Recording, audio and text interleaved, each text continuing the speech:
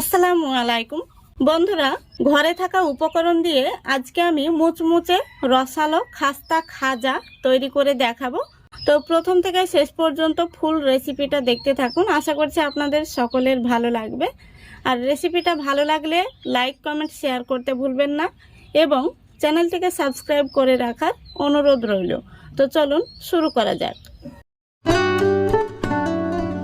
তো বন্ধুরা দেখুন, এখানে আমি মেজারিং কাপ মেপে নিয়ে নিচ্ছি 1.5 কাপ ময়দা। তো এখানে আমি 1 কাপ নিয়েছি, আরও হাফ কাপ নিয়ে নিলাম। এখন আমি এই ময়দার মধ্যে দিয়ে দিচ্ছি 1 চামচ ঘি, আর সেই সঙ্গে দিয়ে দিচ্ছি 4 চামচ সাদা তেল। এখানে চাইলে আপনারা পুরোটাই কিন্তু ঘি দিয়ে বানাতে পারেন অথবা পুরোটাই সাদা তেল দিয়েও বানাতে পারেন। তারপরে দিয়ে দিচ্ছি 1 চিমটি মতো লবণ। এখন আমি খুব ভালো করে এই ময়দাটাকে ঘি আর সাদা তেল দিয়ে ময়ান দিয়ে নেব। দেখুন, খুব ভালো করে আমি ময়ান দিয়ে নিয়েছি। এইভাবে মুঠো করলে দেখবেন যখন দলা পেকে যাচ্ছে আবার একটু ঠাসা দিলে ভেঙে যাচ্ছে, তখনই কিন্তু বুঝে নিতে হবে এই ময়দার মধ্যে পারফেক্ট ময়ান দেওয়া হয়ে গেছে। এখন আমি এর মধ্যে অল্প অল্প জল দিয়ে সুন্দর করে একটি ডো মেখে নেব।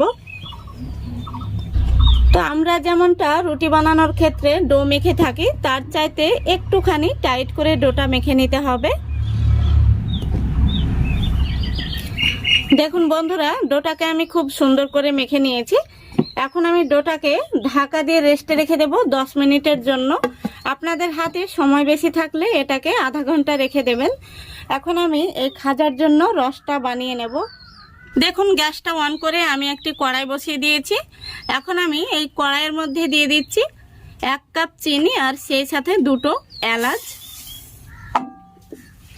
1 কাপ চিনির সঙ্গে দিয়ে দিচ্ছি হাফ কাপের একটুখানি বেশি জল। এখন চিনিটা গলে যাওয়া পর্যন্ত অপেক্ষা করতে হবে। দেখুন, চিনিটা খুব সুন্দরভাবে গলে গেছে আর রসটাও কিন্তু ফুটে গেছে। এখানে 1 তার কিংবা 2 তারের কোনো প্রয়োজন নেই, হালকা চিটচিটে ভাব চলে এলেই হয়ে যাবে। দেখুন বন্ধুরা, আমাদের রসটা কিন্তু তৈরি হয়ে গেছে। এই দেখুন, আমি কাছে থেকে দেখিয়ে দিচ্ছি, হালকা কিন্তু চিটচিটে ভাব চলে এসছে। তো এখন আমি রসটাকে নামিয়ে নিচ্ছি।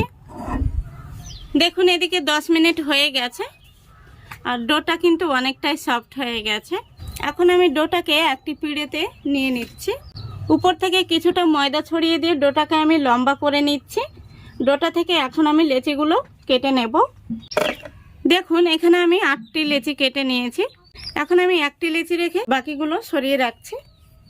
এখন আমি লেচিটাকে কিছুটা ময়দা ছড়িয়ে বেলে নেব। সাধারণত আমরা যেভাবে রুটি বেলে থাকি সেইভাবেই লেচিটাকে বড় করে একটি পাতলা রুটি বেলে নেব। দেখুন, রুটিটাকে আমি পাতলা আর বড় করে বেলে নিয়েছি। কতটা পাতলা আমি আপনাদের দেখিয়ে দিচ্ছি। দেখুন, তো এইভাবে আমি সবগুলো লেচি বেলে নেব। দেখুন বন্ধুরা, সবগুলো রুটি আমি বেলে নিয়েছি। এই দেখুন, তো এখন আমি এখানে নিয়েছি সাদা তেল আর একটি ব্রাশ। এইভাবে পুরো রুটিটাতে সাদা তেলটা মাখিয়ে নিতে হবে। তারপরে আবারও আমি উপর থেকে কিছুটা ময়দা ছড়িয়ে দিচ্ছি। ময়দাটা এইভাবে হাত দিয়ে একটু মিলিয়ে দিতে হবে। তারপরে এর উপরে আমি আরও একটি রুটি দিয়ে দিচ্ছি। ঠিক একইভাবে আমি আবারও তেল ব্রাশ করে নিচ্ছি। আর এইভাবে আমি পরস্পর সবগুলো রুটি আমি সেট করে নেব। ব্রাশ না থাকলে আপনারা হাত দিয়েও খুব সুন্দরভাবে তেলটাকে এইভাবে মাখিয়ে নিতে পারেন। দেখুন বন্ধুরা, একইভাবে আমি সবগুলো রুটি সেট করে নিয়েছি। এবার আমি রুটিটাকে দেখুন এইভাবে মুড়ে নেব। দেখুন, রুটিটাকে আমি খুব সুন্দর করে মুড়ে নিয়েছি। তো এই শেষের অংশটায় আমি হালকা একটু জল দিয়ে দিচ্ছি। এতে করে খুব সুন্দরভাবে কিন্তু রুটিটা আটকে যাবে। দেখুন, খুব সুন্দরভাবে কিন্তু আটকে গেছে। এখন আমি এই রুটির 2টো সাইড কেটে নিচ্ছি, দিয়ে সমান করে নিচ্ছি এটা। এবার আমি দেখুন এইভাবে পিস পিস করে কেটে নিচ্ছি। আমি একটি পিস আপনাদের তুলে দেখিয়ে দিচ্ছি। দেখুন কত সুন্দর লেয়ার তৈরি হয়েছে। তো এগুলোকে আমি এইভাবে রেডি করে নিচ্ছি। এই দুটো সাইড এইভাবে আমি একটু চেপে দিচ্ছি, তাহলে কিন্তু ভাজার সময় এগুলো ছুটে যাবে না। আপনারা চাইলে এগুলোকে বেলুন দিয়েও কিন্তু বেলে নিতে পারেন, তবে আজকে আমি বেলে নিচ্ছি না, এভাবেই কিন্তু হাত দিয়ে রেডি করে নিচ্ছি। দেখুন দেখতে কত সুন্দর হয়েছে, আর অসংখ্য কিন্তু লেয়ারযুক্ত হয়েছে। দেখুন বন্ধুরা, আমি সবগুলো খাজা তৈরি করে নিয়েছি। এই দেখুন কাছে থেকে দেখে দিচ্ছি, দেখুন কাঁচাতেই কিন্তু দেখতে ভীষণ সুন্দর হয়েছে, আর লেয়ারগুলো দারুণ লাগছে দেখতে। তো এখন আমি এই খাজাগুলোকে ভেজে নেব। দেখুন এদিকে আমি গ্যাসটা অন করে আগে থেকে তেল গরম হতে বসিয়েছিলাম, আর তেলটা গরম হয়ে গেছে।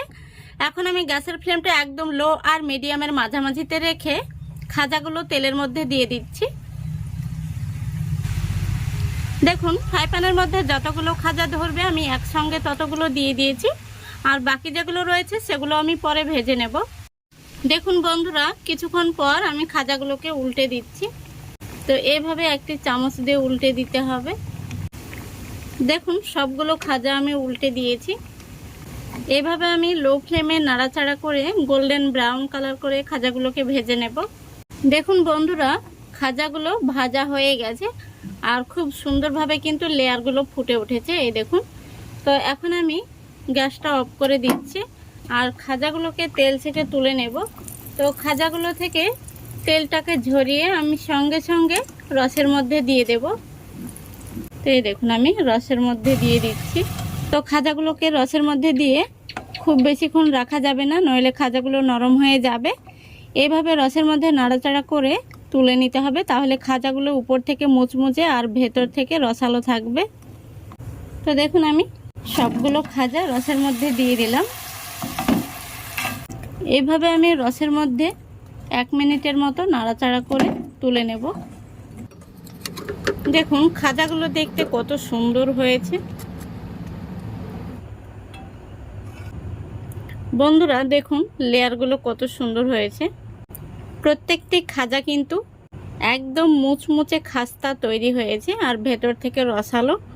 খাজাগুলো দেখেই আপনারা বুঝতে পারছেন, দেখুন কত সুন্দর হয়েছে, দারুণ হয়েছে। কিন্তু একটি খাজা আমি আপনাদের ভেঙেও দেখিয়ে দিচ্ছি, আর ভেতর থেকে কতটা রসালো হয়েছে দেখুন, এই দেখুন। আর দেখুন কতটা মুচমুচে হয়েছে, একদম দোকানের মতো পারফেক্ট তৈরি হয়েছে। আমি আরও একটি খাজা আপনাদের ভেঙে দেখিয়ে দিচ্ছি, এই দেখুন। ভেতর থেকে দেখুন কতটা রসালো আর খাস্তা তৈরি হয়েছে। তো আশা করছি আজকের এই রেসিপিটা আপনাদের ভালো লেগেছে। ভালো লাগলে অবশ্যই লাইক কমেন্ট শেয়ার করে দেবেন, এবং চ্যানেলটিকে সাবস্ক্রাইব করে অল নোটিফিকেশানটি অন করে সঙ্গে থাকবেন। আজকের মতো এখানেই বিদায় নিচ্ছি। সবাই ভালো থাকবেন, সুস্থ থাকবেন। খোদা হাফেজ।